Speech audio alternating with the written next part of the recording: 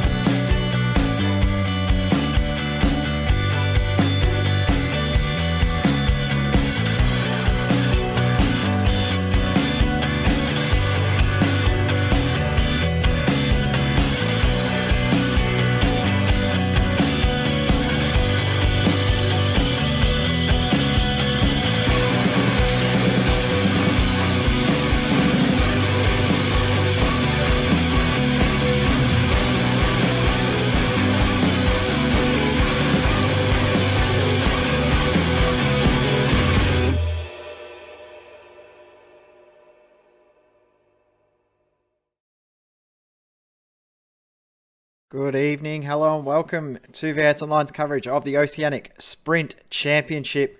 We're ready to get underway for a brand new season of GT3 sprint racing thanks to our friends at GT Leagues Australia. Jay Kennedy in the commentary box for tonight as we get ready to get this new season underway. We're just waiting for the race sessions to come up with the drivers appearing so we can actually get some racing on screen. But it's going to be a very, very action-packed season. A little bit of a change from last year. This year we are running with a 10-round format as opposed to the 12-race back-to-back format we had last year, where we follow the official schedule. Running our own unique schedule this time around with Daytona starting us off tonight, Bathurst in 2 weeks' time, and every 2 weeks we will have our next race. So some pretty cool races coming up in this championship as well. Looking forward to round 5 at Spa. Also Monza as well will be very, very cool. Culminating with the finale, the start of June. We head to the Nürburgring. It's going to be a very, very cool schedule. Qualifying has just finished with just on 70 odd drivers attempting to make this broadcast split tonight. And the fastest driver out there was Damien McPhee, 1 minute 42 flat. Adam Briggs second, Lewis Polo Gallon in third, and John Peasnick next in fourth. Then it'll be Ross Rizzo, Murray Warpole, and Jake Maloney with Trent Thomas. They are the top 8 in this race tonight. We're just waiting, as we said, for the sessions to appear and the drivers to start to join. And it's going to be a very, very tough night for some drivers out on track, namely those in the Audi and the BMW who will really struggle with this circuit. The Mercedes, definite advantage. And also the McLaren as well, also very, very tough. The Mercedes definitely a big advantage for this round. That will change as the championship progresses. Drivers aren't able to change their car selection until the new balance of performance comes out. When it actually does come out, which will be probably about 4 or 5 weeks or so. So we'll, as I said, we're just waiting for all the times to be finalised and registered and the sessions to appear for the drivers to join. Big thank you to the crew behind the scenes from GT Leagues Australia. Simon Mazzoma, this is his baby and bad boy. He's put a lot of hard work in behind the scenes to get everything up and running. So big thank you and well done, Simon, for all your work behind the scenes. And I know he's actually very, very disappointed can't race because another change for this season is live race control. So now have admins in each race session and out there on track watching the progress and ensuring that everything stays nice and clean out on track, which with big fields like we've got tonight, very, very important to make sure that everything is fairly fair and not over the top silly, which it can do, especially GT racing. We'll see a lot of big aggressive moves into turn 1. Obviously as well, guys, coming off the Daytona 24, a little bit different with this race from the conditions for the Daytona 24 with a day race as opposed to a night race. So that will also catch a few of the drivers out, especially in regards to tyre wear, tyre use, fuel consumption as well. The track will be a little bit warmer with a late afternoon condition. So drivers that have raced a lot or put in a lot of laps in the weeks prior due to the Daytona 24 will have a bit of work to do to get themselves used to the conditions. A little bit different, as we said. So, but it will be a very, very good race. We're just waiting for the race session to come up so that we can get some live pictures through. Big week of racing here on V8 Online as well. Tomorrow night, of course, we will have our continued coverage of the CPR Kart and Sim Parts Rallycross Series, and Sunday night, the commencement of the Majors Series. Biggest series that will ever be seen on iRacing, biggest hosted series. The start of the 14-week season, or 14-round season, I should say, starting this weekend on Sunday. We'll head back here for the classic Daytona 2.4. Looking forward to that. And Monday night, of course, the V8s as well. And not too far away from the finale of the Oceanic Endurance Championship as well, where we'll have the 12-hour race at Silverstone. And also not too far away, we're only 4 weeks away from the commencement of the 2018 season of the V8 Scops season. So looking forward to a big month ahead. So we are head into February, fabulous February, phenomenal February, I should say, as we've dubbed it.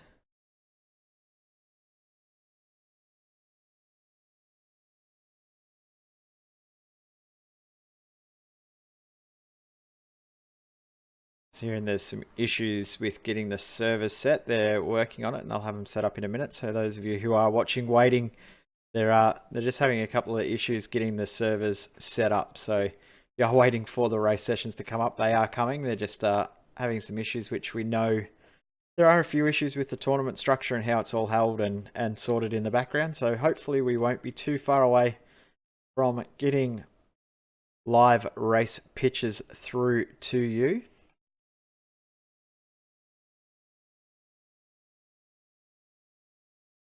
What we might do in the meantime, we might take a very, very quick break, and we'll be back in just a moment as we get ready for the start of the Oceanic Sprint Championship Round 1 here at Daytona. We'll be back very, very soon.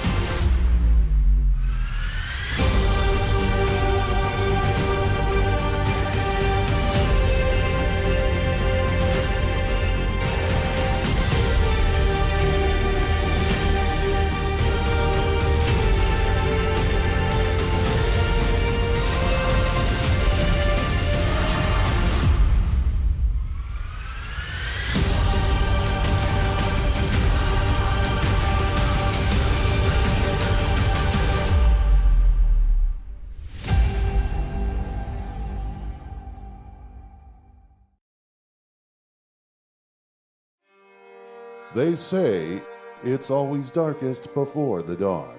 And in the world of motorsports, those words ring especially true. As is tradition, Daytona greets us as we emerge from our winter hibernation. But this year, we awaken 30 years in the past. This time we celebrate a bygone era as drivers take to the unrefined beasts that are the Audi Quattro and Nissan GTP. A new season is about to dawn. The darkness about to fade.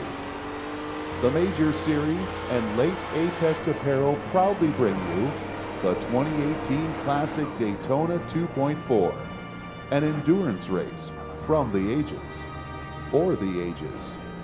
Coming to you live, iRacing Live, on February 4th, 2018.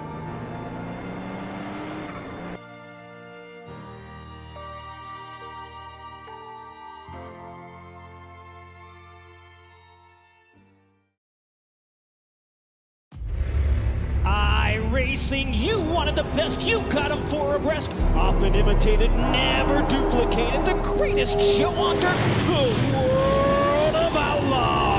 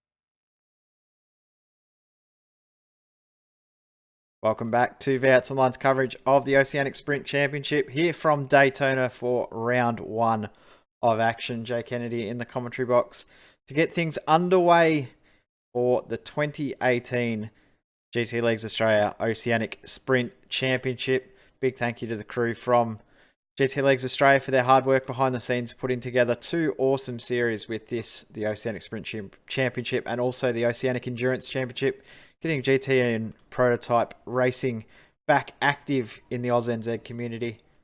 We are just about to get some live pictures through, and we'll also hopefully have some co-commentary as well in the next few minutes as well.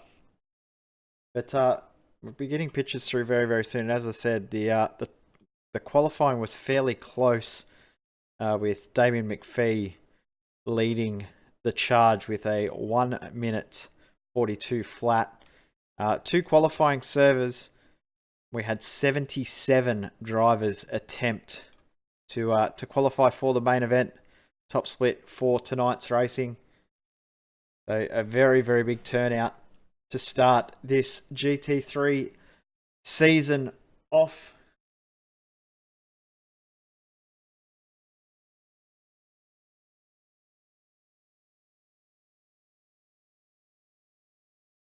I think we've got him now. Brent O'Brien, you got me, mate?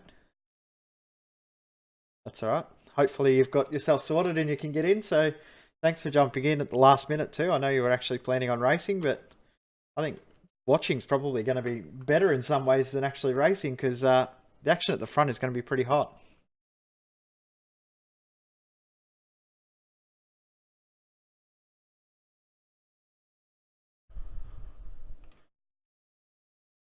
So we've got the opportunity to have a midweek GT3 series, and gee, this one really has taken off in such a quick time, hasn't it?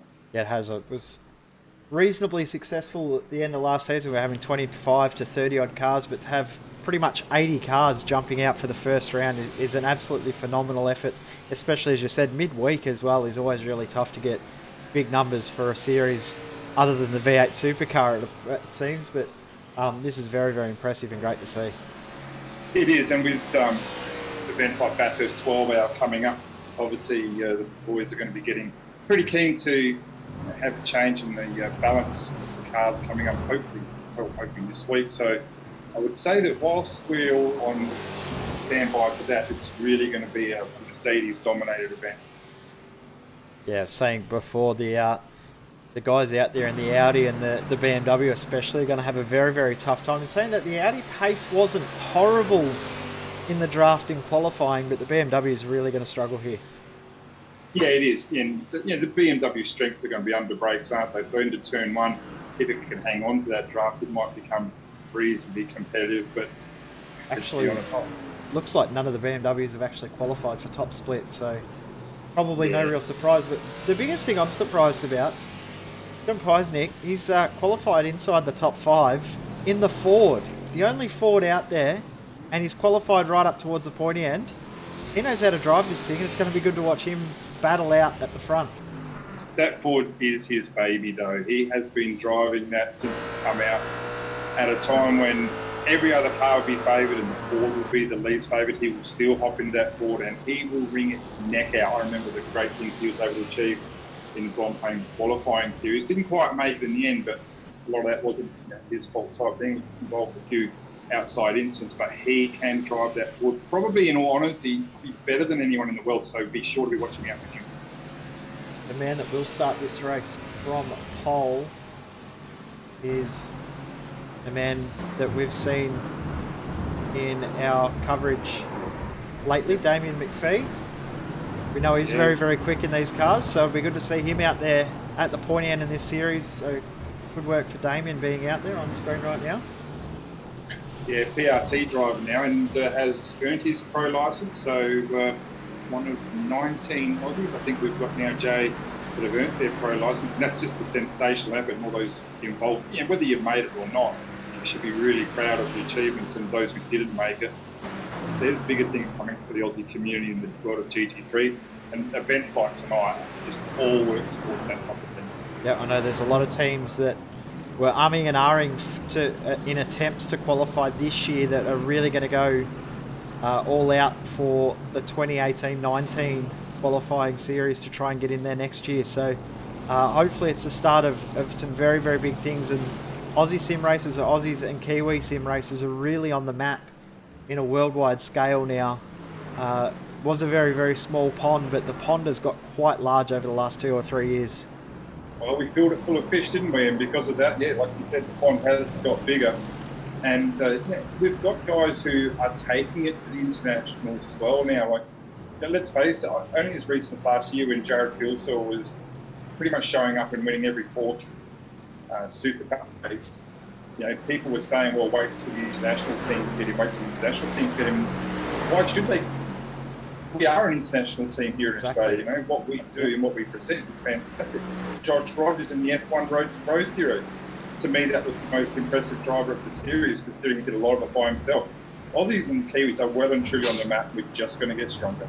Yep, definitely right. And events and series like this that actually help build the foundation for the bigger series later on down the track. This is the start of the process to get yourself all the way to the top. And one driver that I'm really interested to see how he goes in this series is Ross Rizzo. Cole's got the number 1 on the door. Very, very excited. He said, I probably will never get another number 1 on the door, so I'm going to run it. And he actually has done very, very well in qualifying too. Driver that is very, very forgotten about, but he has some really good pace in these cars. Yeah, he does. Defending champion for good reason, and he does really come out to play with these events, doesn't he? But the guy I'm actually watching for, Murray Walpole, was a big surprise. I was in a different split before I come in to commentate. It's not a name that's that common to me, but was quick in both practice and in qualifying, so looking forward to seeing what he can do. And also we've got guys like Anthony Winkle and Martin Silvassa, they team up together again just to see what they can bring to the table. Yeah, well, Murray Walpole, we've seen him in the OEC do a very, very good job in the undercover sim racing car with Ironmonger and a couple of other guys racing together, but Walpole's definitely the quickest out of that group. But you're right, he did surprise me as well. I think he's qualified inside the top 10. Yeah, so it'd be good to see how he goes in this race tonight. Yeah, it's a track though that can be a bit misleading with qualies. You know, there's easily a good 2 or 3 tenths if you're behind the right car in a decent draft. And I'm not suggesting Walpole's done that, but he also may have. So Damien McPhee, he's got genuine pace on pole position. Scotty Lanark, I know, didn't do his lap, or did Bo Albert didn't do their lap turn draft. Watch them to come through the field as well from the back of the top 10. We'll run through the starting grid quickly. Damien McPhee, as we said, will start this race from pole position, with second being Adam Briggs. Luis Paulo Gallen, a name that we have seen in the past in the more prototype style cars. Good to see him out there in GT3s. He'll start from third with John Peisnick in fourth. Then Ross Rizzo Murray Walpole. Trent Thomas, good to see him doing well, continuing the form from the weekend in the Ford GTE, with Jake Maloney in 8th. 9th will be Joshua Skid and then Anthony Winkleman, Scott Larnack, and then Michael Healy, Bo Albert, Jacob Schooley, Martin Silvassi, Liam Burns. It's actually a who's who of GT racing in AusNZ, isn't it? This grid. Yeah, and it's great to see that. It's great to also see Louis Gallen back into the GT3s. Like you said, was concentrating a lot on the C7s in the IMSA series. This is a guy who probably only about 12, 18 months ago, if you asked the majority of the Aussies, he would have had as good a chance if he put his head down and did the BGT, would have got his pro license now, but went in a different direction. Back with the PSS now, from my understanding, and it's fantastic to see him back in the GT3. And having guys like him on board gives the team like PSS something to work around, working towards 2019. Massive field for this race. It's a 45-minute race. There will be a pit stop required, and that will really be interesting as well, because we'll see guys happy to stay behind in the draft and save fuel. There's going to be some really interesting tactics around that in this race with the 45-minute length. We're going to see a bit of a spicy battle on who can save enough fuel to shorten that pit stop time. Yeah, well, like I said, watch out for John Peasnick in that Ford. Not just quick, but also very smart. You don't want to be guys, don't want to be battling too hard, otherwise McPhee will just drive away with us. It's great to see someone like Adam Briggs in second spot. What an outstanding qualifying that is. We've got 38 cars on track. They are ready to get the green flag as they cross the start line this time around. We are go for the 2018 Oceanic Sprint Championship, and have a look at Luis Paulo Gallen up the inside on the apron, coming into turn 1. He's going to jump them all into turn 1. No, tucks back in the line. Oh, in the background. Oh, he's going to have to go through the pit exit. Wow. Good save there from Joshua Skid. How did he miss all the walls there? That could have ended his day very quickly, like you said, with Oh, Gallen. ran in the background. This is going to hurt. This is going to hurt. Oh. Who was that? That was, yeah, there's still dramas at the back there. Yeah, Michael Hammond's facing the wrong direction. And it was also... Was it Bo? Not sure. Peter Lynn's in the pits and Bo Albert, yeah. That's, who was that that's gone on the infield and just come straight across? Probably didn't, in all fairness, do a real crash hot job of putting the brakes on. Actually, no, Bo's lost it by himself, for honesty, on the first international horseshoe there. Yep. Just watching Peter Lynn. Locked it up and he'd come across the track in front of everybody. And yeah, as you said, Bo's just lost it around into Peter Lynn. So Lynn's involved in 2 incidents.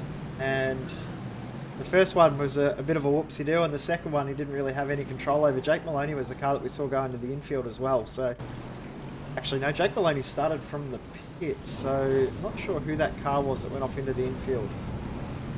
Yeah, I think it might have been Peter Lynn, to be honest with you. Dan King was the one that went off, yeah. But apart from that, outside of that, it's a pretty good start up the front, isn't it? Yeah, Peter Lynn, as we know, is in the pits. An opening lap here for Ross Rizzo and gang. They cross the line, 1 minute 50.2 from the strike. So it's a good speed already, good pace from these guys. I think, I'm not sure if you went through the weather, mate, I wasn't here, but 25 track temp. That's go fast weather every day of the week. Yep, and late afternoon conditions too means that the track won't be overly hot as it would be in an afternoon or other conditions. So it's pretty much ideal racing weather. And just seeing a few drivers already in the pits now of the race. Michael Hammonds ended up returning to the pits. He's out of the race as well, but up the front, third and fourth, Adam Briggs, Ross Rizzo. Rizzo actually locked up, almost ran into the rear of Briggs, and he's under pressure now from John Peasnick. Possibly up inside here. Went in a little bit deep, didn't he? And like I said, locked it up. The smart guys right now are just looking at that humongous rear wing on the PRT car of McPhee and just sitting comfortably. Let him push the air aside, let him do all the work, let him use all the petrol. Luis Gallen, he's no dope on a rope. He will do exactly what he should be doing here, just sitting there comfortably, as with Adam Briggs as well. They look very, very comfortable there. Yep, and that's where you want to be. I don't think you want to be the first car in this pack, in this stint anyway. You want to be in the first car in the pack at the end of the race. You don't want to be there now. It's just asking to be costing you time come pit stops. McPhee's it almost is a smart move to almost lift off a little bit and let the other guys through, tuck up in behind them. Interesting strategy games happening here. Well, if you look at Trent Thomas with Peasnick here, but it's hard to stay around the outside here. When you get with as Gallon does go through to the lead, McPhee back right out of that. You could hear that very clearly. It's a smart game right there. And look how that pack's now closed up. There was a little group of three, probably just gave themselves 3/4 to a second. Now that pack's going to start to grow, and I'm not sure Louise is going to want to sprint away. If he's got the ability to, absolutely take it, but I don't think that car's going to be any faster than that group alone. Yeah, one thing though, this track really doesn't make it easy to break away from a pack, does it? Just no. The big, too long over corners. Oh, massive crash, Benefield. No, Peasnick. It's Peasnick in the fence. Something's happened to his car because that throttle was left wide open. What has happened there?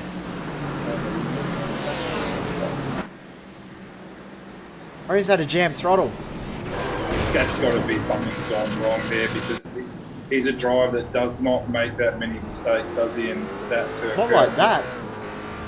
And no, there's something gone wrong. It's a hardware problem. It's going to catch up with that. The way that it was still on the limiter after his he's going to put his foot on the brake and the limiter stayed on. I mean, the throttle stayed in, and he's just decided to put it in the fence. Wow. Yeah, so absolutely race over for JP. There's no doubt about that. And what a shame, because it was great to have that variety up there with that Ford GT, and he would have brought some good things to the table. But you know, lucky he didn't take out anybody else there. I think he's accepted his fate there and done what he can to avoid everything in front. So to a point, good job there. But you know, the group in front, we're just talking about that now, is some little gaps developing in there in the midfield. They're sort of broken into 3 packs at the front as well. You've got that pack 3 leaders. Rizzo has probably just got onto the back of them. And then Winkelmann, Thomas, Benefield, they're in their own little pack. And then there's another pack with Scott Larnack as well. So it's 3 little battle packs in amongst the top 10. The top 3, like you said, have just got that little gap, and Ross Rizzo's big challenge here is to get onto that tail. He's probably thereabouts, just this little part in the infield here. He's going to have to work probably harder than what he would be really wanting to do to get on the back.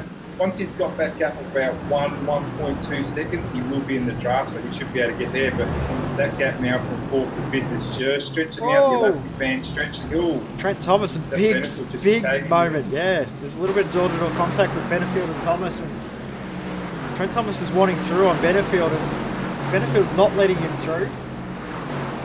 Larnax might be the one to get a big gain out of this, because Warpole probably got out of the throttle thinking that Thomas was going to loop it around, because I thought he was. Yeah, well, these guys can't afford to start battling too hard, doing things like that with Dan and Thomas. Lewis Gallon. What's happened to him? He's just had a half moment on the exit of the bus stop, collected it, didn't hit anything, but there we go. That's going to drop him off the tail now. So 4's now become 3. 3 will become 2. Eventually we'll get our winner, but whether it happens in the next lap, 20 laps, don't know. That's the great thing about this right now. This race is just about to line up. I think it's Dan Benefield. Yeah, Benefield in the pits. Is that for a drive-through? Is that a penalty? Not sure. We'll hopefully find out soon. And also in Carl Raper, then maybe... Oh, Trent Thomas has stopped. He's around at turn 1. So Benefield did have a drive-through penalty there. Certainly didn't make him stop at all. Not sure if that was for in this, but I saw it certainly wouldn't have been with that incident with Thomas. I'm not sure that would justify a penalty, but no doubt we'll find out later on. And Thomas just had a massive moment all by himself, so that's ended that battle. Hearing as well from John Peasnick that was stuck throttle, so pedal failure. Sort of expected the way that car reacted and sounded. It sounded like it was a throttle stuck on, and we've got a change in second position now. Ross Rizzo is into second. Adam Briggs has dropped back to third. There's too much going on in this race. He can't keep up. Hard to keep up, isn't it? That's the fantastic thing about it. But look at Damon McPhee now, he's just trying to make that move. He's got Adam Briggs, as you said, behind, and Ross Rizzo. These guys don't want to start doing. Just be the peloton, try and catch the breakaway. I'm confident that they're still good enough to be in this draft at the moment as they go through the bus stop here on lap 5. But McPhee brings plenty of experience to the table, and just doing an outstanding job. And I'll guarantee you the setup that he's using in this PRT car would have been pretty close to the same one that they used at the recent Daytona 24-hour, and that car was an absolute jet. Good to see a few new teams out on track tonight as well. We've got the CMR team out on track. See their chrome and silver and grey and fluoro yellow that we saw in the V8s on Monday night. They're back out there again tonight, and they've grown. I think they've got 8 drivers, and they've only been out looking for drivers for about the last 2 weeks. So great to see a little team grow in a small amount of time. Yeah, it really is. And those liveries look real flash. They look really good. They've done an outstanding job. And they've brought a bit of experience on board with them as well. The V8s, I know I saw Craig Jones with them on Monday night, and Jones is no slouch. If anything, you probably accuse him of overdriving the car, but he's certainly not going to leave anything on the table left behind. So, it's a team. Keep an eye on it. Like you said, they've been going for a week, 1 week, and they've already got 8 drivers. That's outstanding. A reason that you've had to jump in tonight, Brenton, at the last second. Pretty much all of the commentary team is out on track in this race tonight, and if they're not out on track, they're on their way to Bathurst for the 12 hours. So that's what the situation is in the V8's online booth tonight. It's pretty much I'm the only one that's not driving us because I don't plug my wheel in. So yeah, sometimes being the 45th reserve just has its advantages. But it's great, you know what though? It's great to see the guys who normally spend the time behind the microphone getting out there and getting amongst it type thing. What you guys do and other commentators do, a lot of sacrifice obviously in not putting yourself behind the wheel. So after everyone, it's great what we're able to show here tonight.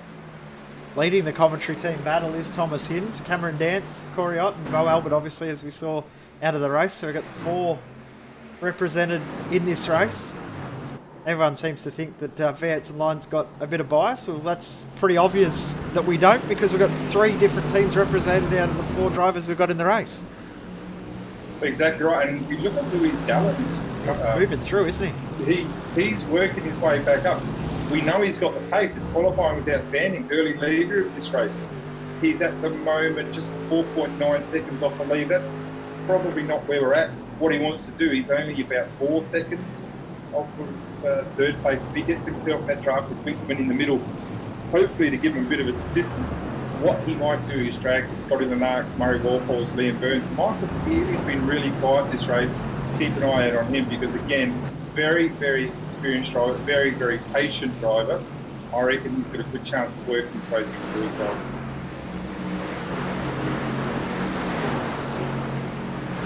Another one to watch too is Jake Maloney. He started from the pits and he's already got himself up to 24th.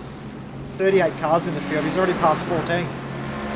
Pro driver, so certainly not one to be underestimated, and no doubt he'll be very much, him and the entire TTL team, be very much looking forward to not just the Bathurst 12-hour, but this year, round 1 of the Pro Series is at Bathurst, which is just massive. It's Lord knows there was a big enough push to get Bathurst on the calendar, and obviously those who spoke up the loudest actually had a bit of success there in getting an Australian track involved. I think very important with it being a worldwide series that we see worldwide tracks, as we're doing for this series as well. We see, I think, 2 Aussie tracks, I think 4 European and 4 American tracks. So a nice mix of circuits, which is what we want to see. Is an international series, international event, sim racing, so need to have international tracks to match that.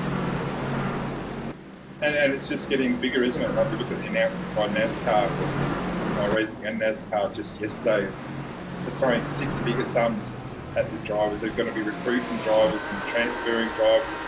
It's turning into a big, big business.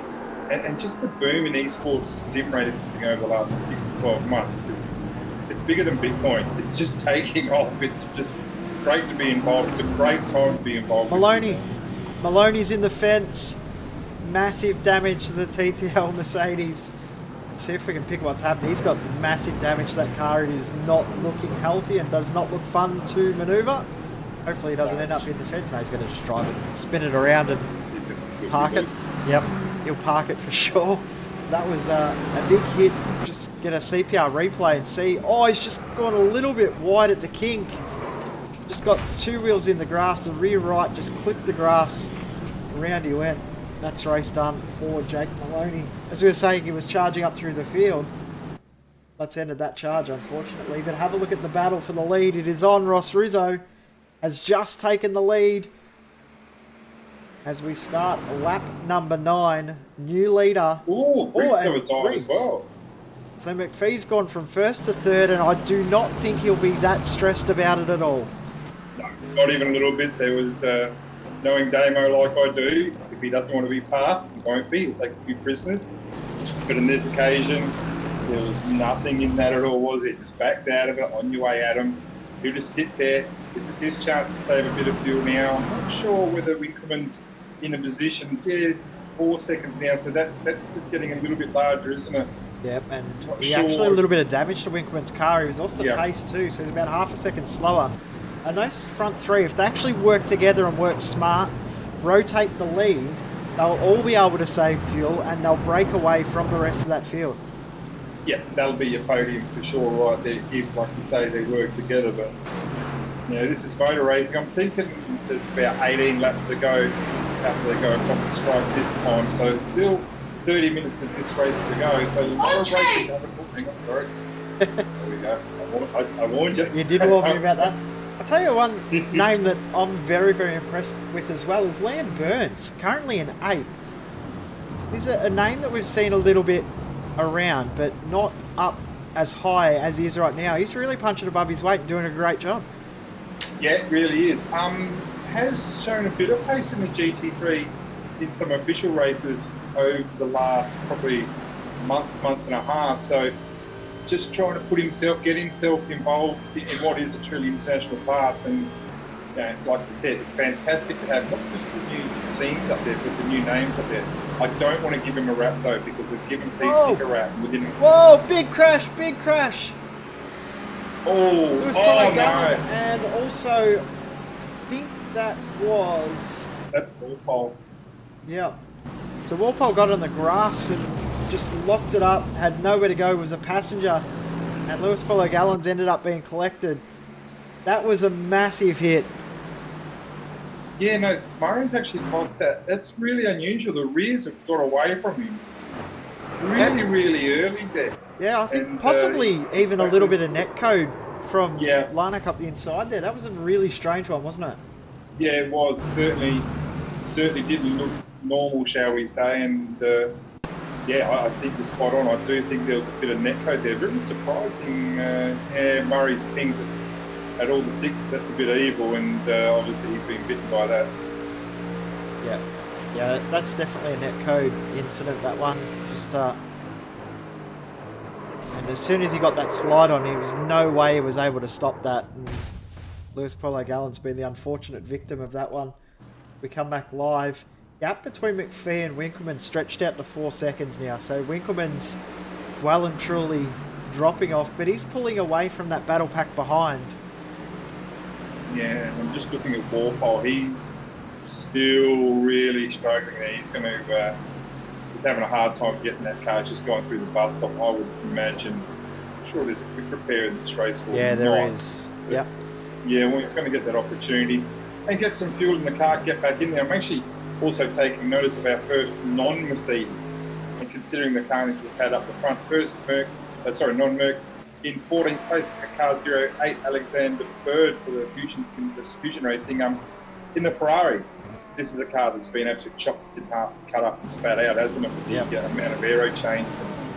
It was a shame, but hopefully with any changes coming back, the prancing horse will be back to competitive again. But you know, such a strong Merc field, and then just a couple back from there, a second and third non-Merc, as you said before, Cameron Danson, Thomas Hinds, Well, they've made a couple of spots up the snap, so 14th to 15th for those guys. Yep, so new leader in the commentary team battle with Cameron Dance leading. He's also streaming this race tonight, so go back and watch his fight through the field. I know he wasn't impressed with qualifying, and then Hinsey actually got a draft off Cam unintentionally, and Hins jumped everyone. Surprisingly qualified 8th in his group and was the fastest non-Mercedes in his qualifying group. But I think we might have another change for the lead coming up, because Briggs is now right on the tail of Rizzo once more. Yeah, I'm actually surprised how often these guys are wanting to change the lead, whether the leader at the time just backing out of it, saving fuel. We certainly know that McPhee did that not so long ago, but some guys are better leaders than they are in a pack. You know, like some guys can't lead a race unless it's the last lap. They start getting to become a nervous wreck and they'll make all sorts of mistakes. Ross Rizzo's not one of these guys. He is a good leader of a pack. He will keep maintaining a good pace. He won't do anything silly at the front now. That would probably completely blow it. Let's hope we don't do that for you, Ross. But he is a good leader of a race. Yep, he is for sure, and actually won the championship based on consistency last year as well, with a very dominant performance. I think his worst position in the entire championship was 5th. That's what gets you championships. Consistent positions up the top, as we're seeing Chris Hill into the pits, and he's actually getting service. So first one to actually come in for a scheduled stop, as we're getting close to the halfway point in this race. Yep, we are. Another team I'm keeping half. I've got about 16 laps to go. Another team I'm keeping half an eye on, not just tonight, but over the next few months. Really want to see this team, when they want to, that is. Have a feeling they do. Is All-Star Motorsports. We've got Ethan Warren in 16th place in the Merc. There's some talented guys in this team. You know, Dane Warren straight off the back. You know. He is extremely talented. Again, as we were saying before, a team like All Stars can build around someone like Dane Warren, get themselves involved with GT3. Look, Scott's is coming up fantastic. We all know how strong Dane and the crew are there in V8s. Once Scott's is done and dusted, etc., etc., let's just see if they can spread their wings a little bit to the GT3s. Ethan's doing a really good job, 16th place, staying out of trouble, consistent lap times. His last lap of qualifying is what got him into this top split. So, yeah, fantastic job. And that team obviously leading the Oceanic Endurance Championship is that battle pack just ahead of him. It's getting a little bit messy with Leighton Fine making a little mistake. And Scott Kozlowski, another All-Star Motorsports driver, he's going to try and go around the outside. So Kozlowski, as I said, he is leading the Oceanic Endurance Championship in their Ferrari. This is going to get messy here because they're going to go 2x2. Cameron Dance going to go around and join in as well. Hinsey in the background's just got out of it altogether. He doesn't want to get involved in this. Hold your breath, boys. Merc, Ferrari, Audi. This is a nice mixed up pattern. Kozlowski's finally got the spot around the outside. Gee, that's some decent driving so far. Yeah, pretty clean. Good job. Bird's under pressure now from Dance. Yeah, he would hold that spot there. They go to this little kink on the left. And a little bit of a tag there on the way through. Certainly nothing in that. But yeah, good effort there. Nice and clean. Game on. The front four has stabilised. Anthony Winkleman out in no man's land all by himself. But that battle pack behind, you were saying before about Michael Healy. Have a look at him now, tucked up in behind that rear wing of Larnack. He's right there, isn't he? Yeah, he is, and not so long ago, last Friday night, these guys had a coming together on the last lap of the Porsche event there, so I don't think it's any bad blood between the boys, certainly hope not, and yeah, these guys are going to keep battling away, but look at Louis Gallen there. Is he held that down? I think, yeah, he must be. Yeah, okay, I was going to say he's got more lives than a cat, if he's still there, but looking at that, yeah, he's lost the lap. Oh, Cameron Dance has just got to slow down and he's dropped behind, so he's dropped to the back of that pack. Ethan Warren's got through as well and tucked into that big, messy battle pack. And we've got one in the pits. It's got Larnack in. Yeah, I'm surprised.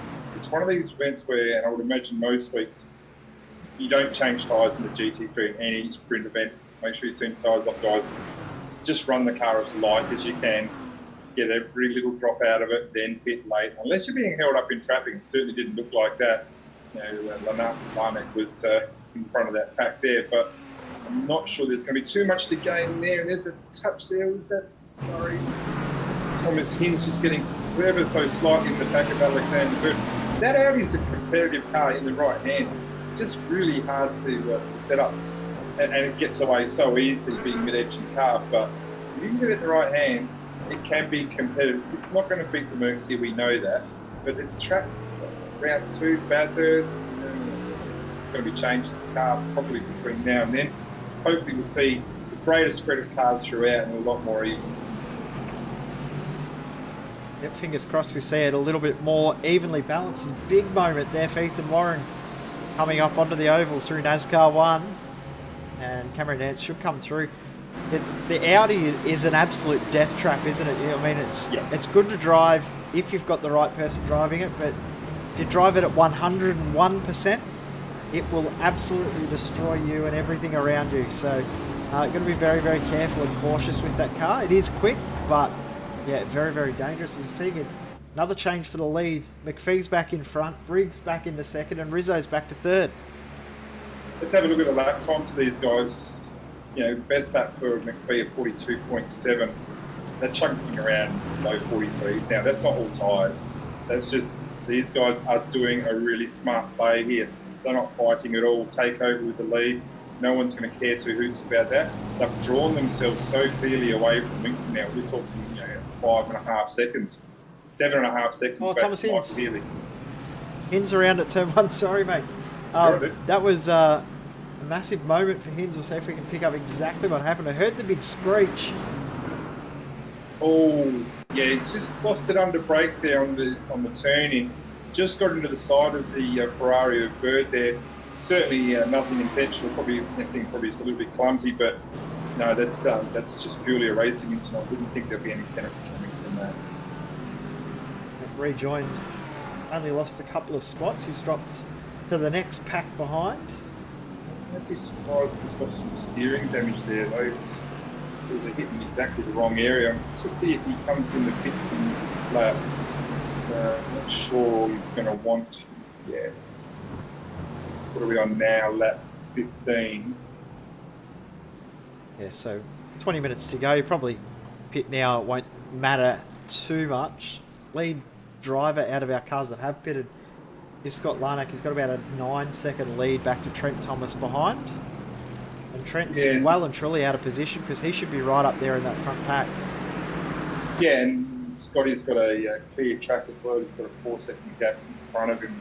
It's Dan King, so nice clear track to come out with. I'm not sure it's always an advantage around here, but puts he off to the lead, 37 seconds. So let's see if he's going to pick that down as the stint goes on. But his battle's not with the top three. We know that his battle's with Winkler, who's actually now just come to the fifth car, 96, and overshot pits. Yeah, that's always very, very costly overshooting. So Winkleman and Watson both in from Trick Sim Sports.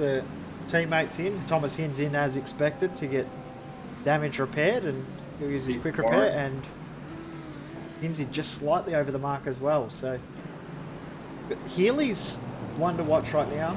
Got Liam Burns right in behind, and Lewis Paulo Gallen in behind as well, obviously a lap down. It's going to be very, very interesting to see what these guys do, because Larnack is the one that they're battling right now, and also Winkleman. It's going to be pretty tight between these guys come pit stop time in a couple of laps. Well, Larnack's come out actually in front of both Watson. Oh, he has? Yeah, he's come out in front of Watson, but it's Winkleman. Look how much of a difference that little overshoot does. But the biggest gainer here, Ethan Warren. Just want to make sure that he's done a drive-through. Did a drive-through. There was a drive-through.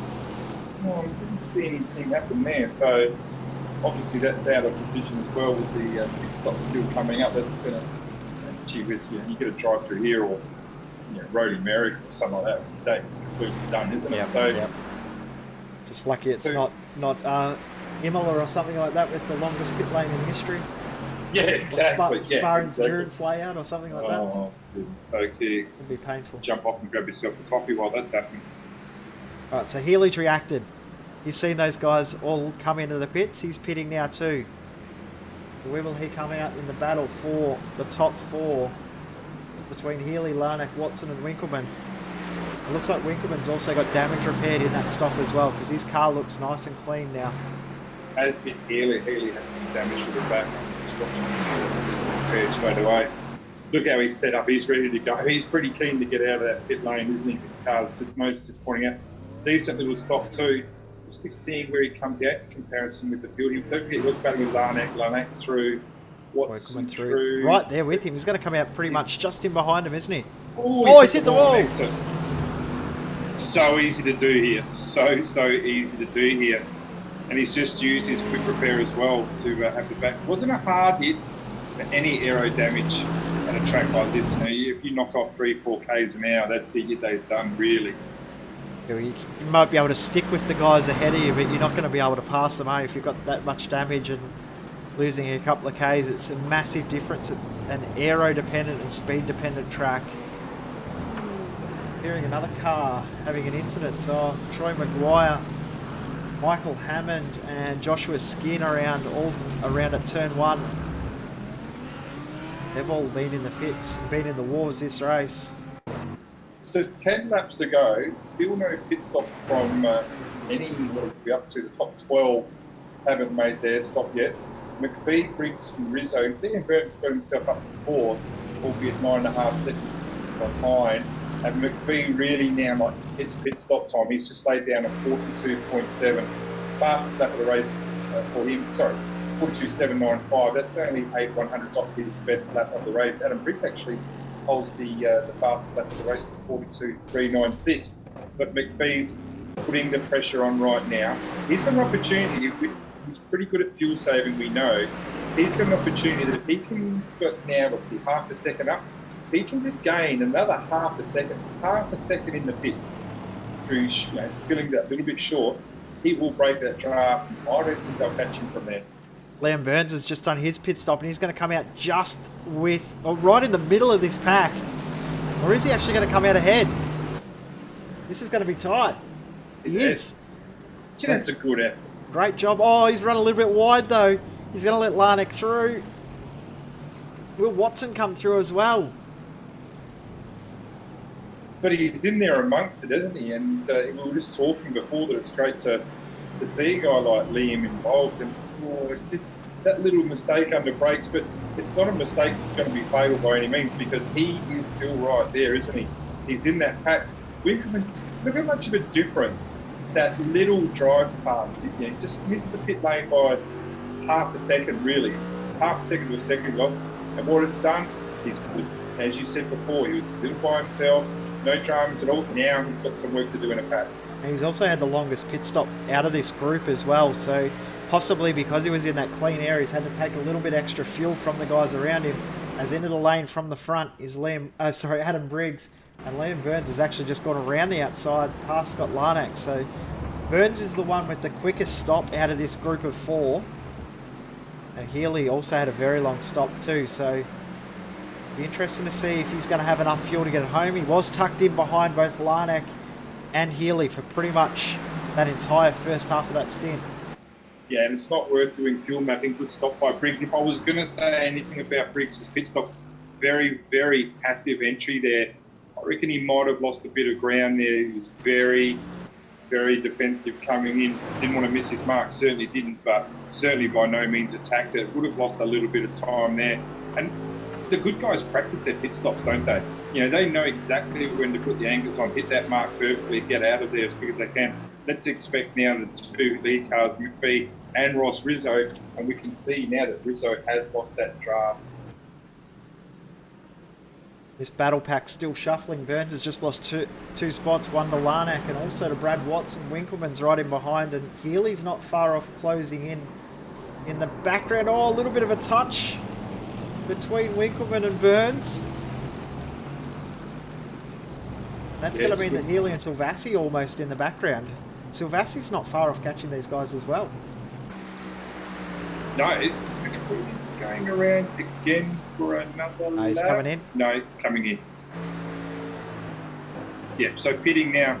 Let's just see where they compare themselves. Oh, look at the time Rizzo gained. Yeah, that's good what we're work saying. from Rizzo.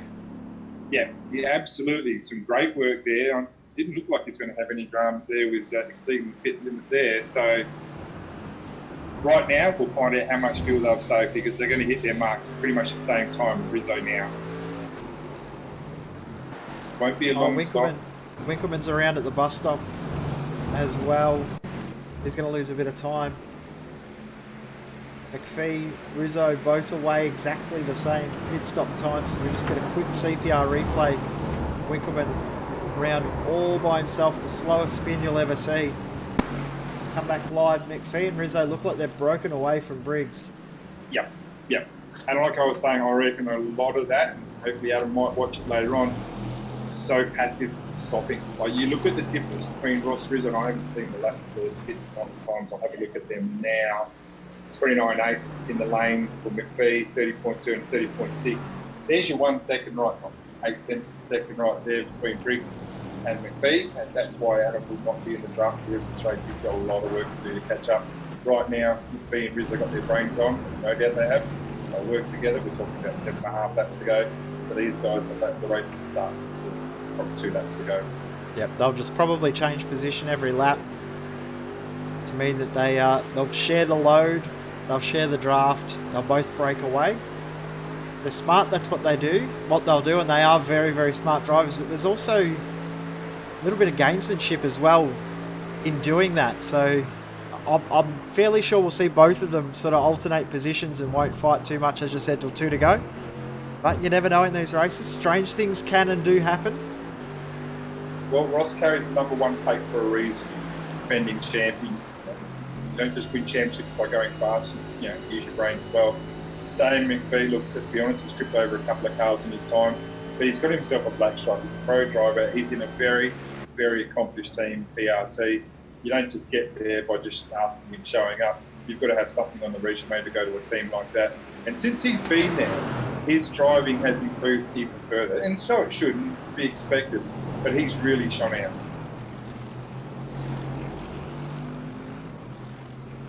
And you also look at, we were talking Liam Burns before, he's dropped off the tail now. So that group that originally had 4 with Winkleman in the world, we saw what happened to Winkleman with that slow spin. That group of 4 is now probably down to a group of 2 with just Scotty Lanark and Brad Watson.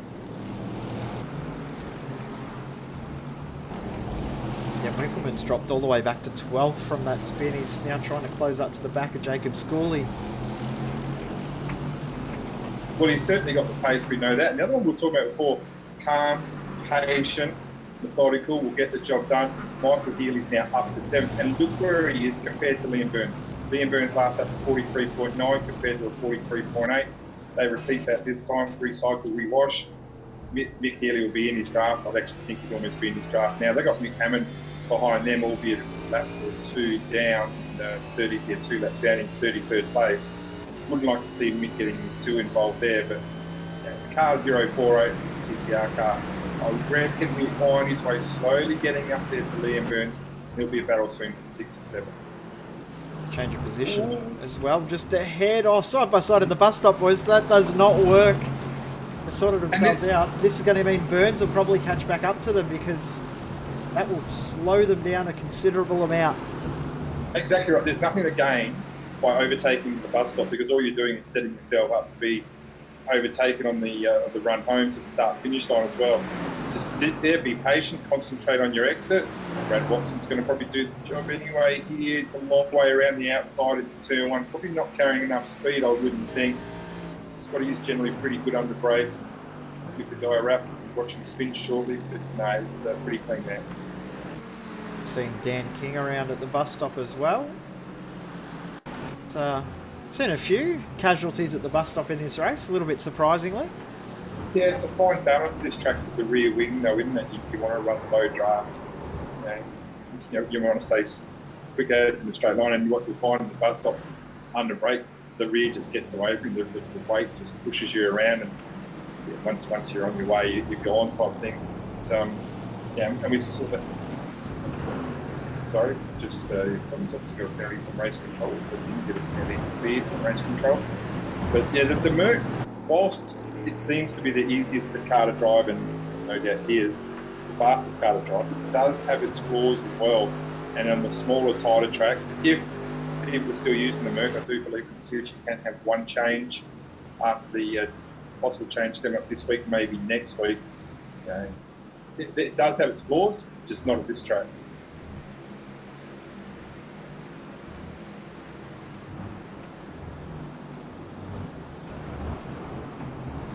Healy's all over the back of Burns now too. So last lap Randy was 8/10 quicker than Burns. So Healy looking to get a move done in the next little while. We've only got 4 laps or so left in this race. This race is absolutely flying by.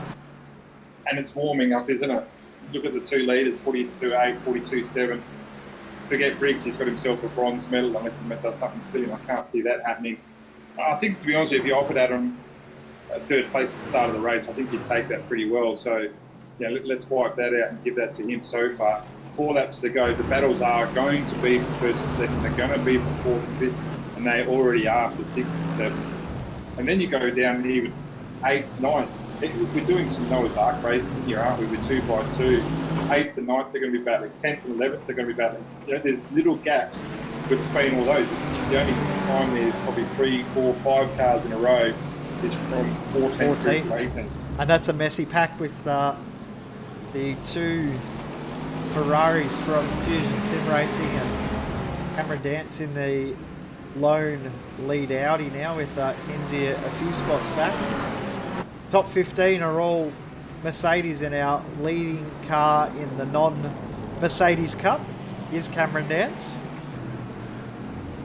It's a good recovery here from Murray Walpole as well. We saw the drums that he had with the net code into turn 1 and dropped the right back. So good recovery here. To be honest with you, I think he'll have the ability to.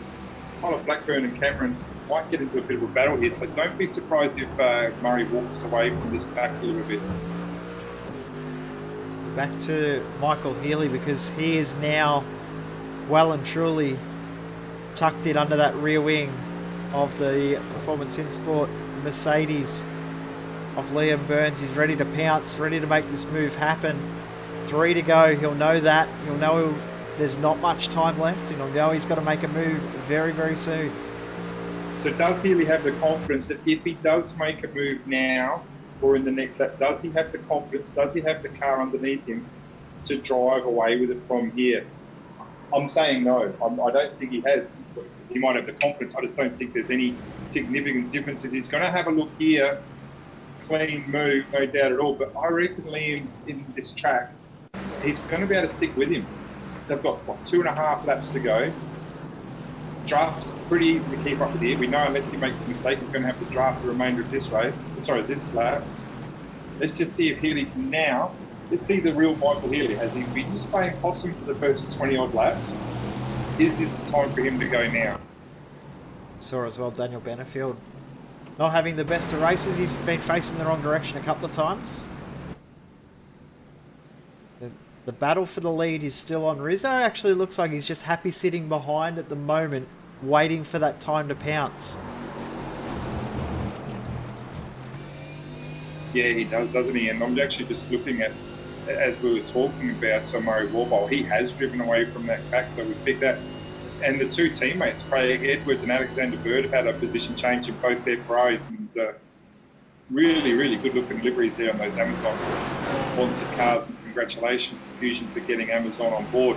Probably going to be a position change between the 2 teammates. Can't see there being any. Jeez, give him a chop there, Alexander, why don't you? Holy heck. Lucky they're teammates. I mean, be like, yeah, you'll be right. That was close. Speaking of close, have a look at the battle for the lead. 2 to go. Rizzo around the outside. He won't be able to do it here, but will he be able to over-under? This is getting very tight. Yeah, it is. Does he need to go over under? Is he going to be patient? We know from past experience that Daytona 24 hour that if you are behind on exit and you get the same type of exit from the bus stop on the last lap, at the time of crossing the start-finish line, you can make the overtake. You will make the overtake. You won't pass them into turn 1, but you will be in front. You'll have your nose in front as you go across the start-finish line. Ross is a smart guy. We've already talked about that. Maybe, just maybe, he's sitting there waiting for that opportunity. There's also been another position change further back. Liam Burns did get back past Michael Healy. And there must have been something here because Trent Thomas is right all there. Of a sudden has come right into this battle from absolute nowhere. Well, Trent's the fastest car on track at the moment. Last lap, a 42.5. That's only 1.5 tenths off the fastest lap of the race. So Trent Thomas is on a charge, making his way back up through the field after some misfortunes at the start. Yeah, and it's a good effort here. So we've got...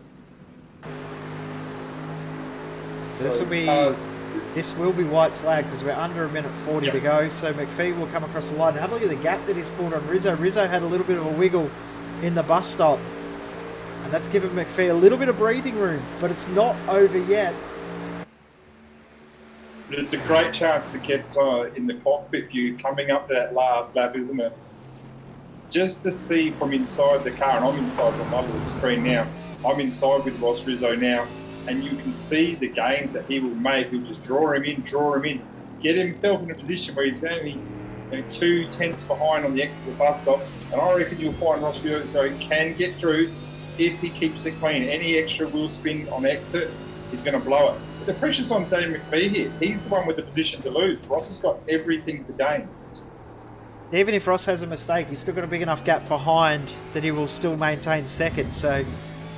Or should maintain second. So he's got everything to gain, a little bit to lose because you don't want to put it in the fence, but he's well and truly in a position of probably not quite close enough unless he has a very, very good run through the bus stop.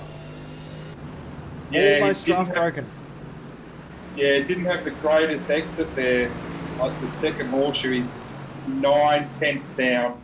That's a lot of work there, a lot of work. Here comes a time, if you're looking on JRT like I am, he's already down to 8 tenths. Yeah, it's closing. There. It's not over, but he is a fair way back. I think it might be enough for McPhee. But there's also the thing, have they got enough fuel in the tank? Have they made sure they've put enough fuel in the pit stop? But no, a lot of guys will be cutting it fine. It is now officially the last lap of the race. The clock has hit 0. McPhee leads. It's coming down. It's down to half a second and dropping and dropping. The overspeed is about 5 k's per hour difference, but McPhee is going to hold on, and only 4 tenths of a second separating first and second in the end. Briggs has come home in third, but it's on for fourth. Larnack's going to hold on. Jump back to goal. Healy gone. Whoa! I was on board Mick Healy. I'm not sure what happened there. I was on board with his car. I'll have to have a look there. Did he get tagged by Thomas?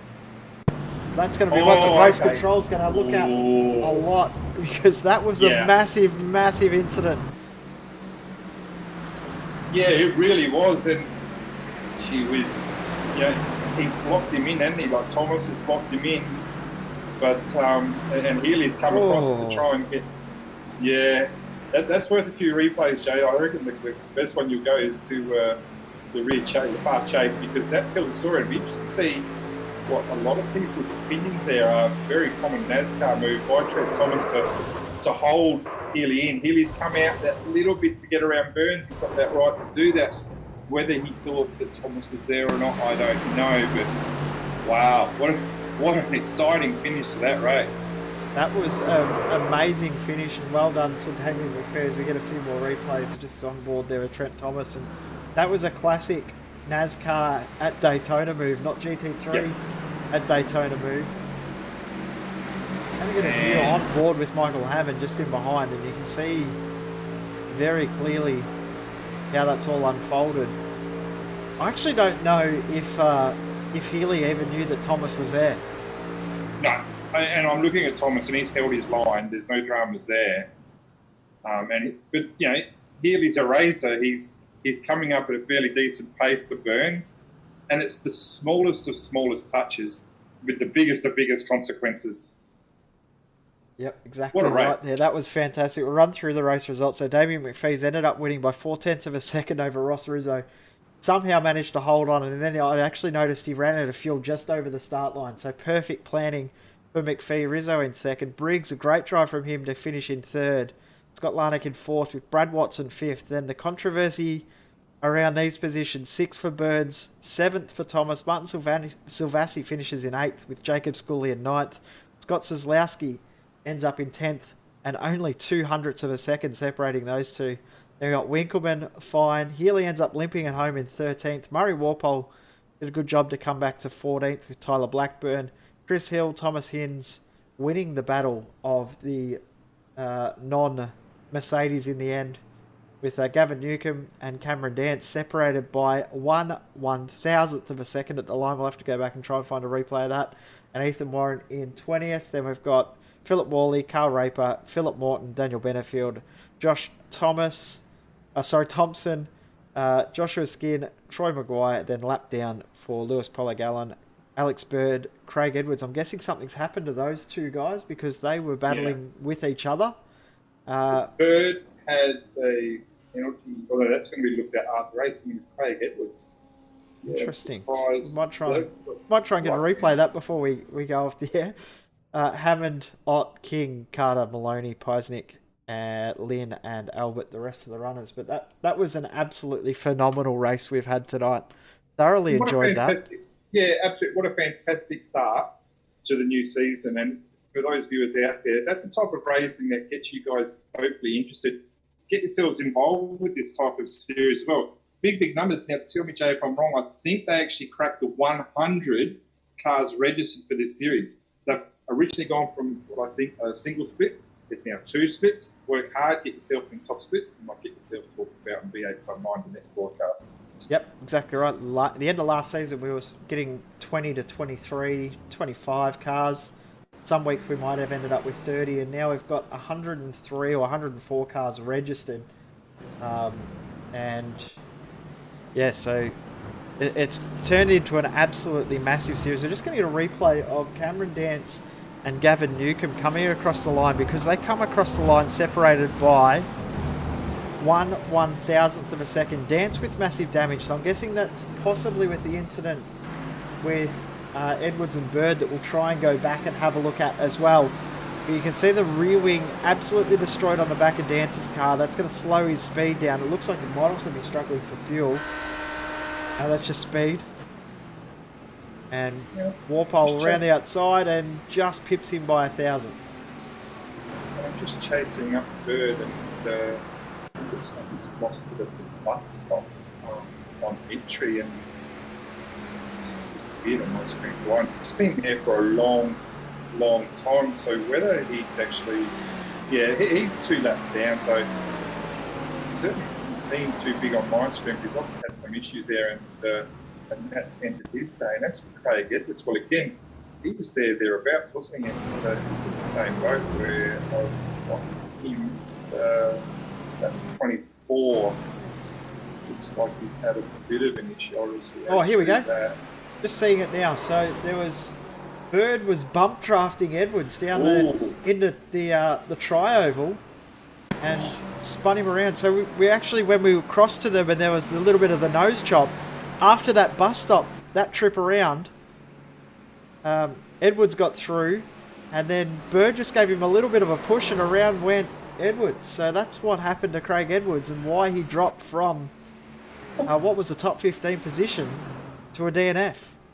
I'm also looking at Cameron Dance on that same lap 24, getting involved with the 2 Ferraris, and just a bit of a neat little hip and shoulder there, as we said, from Bird, and didn't give Cam any racing room at all.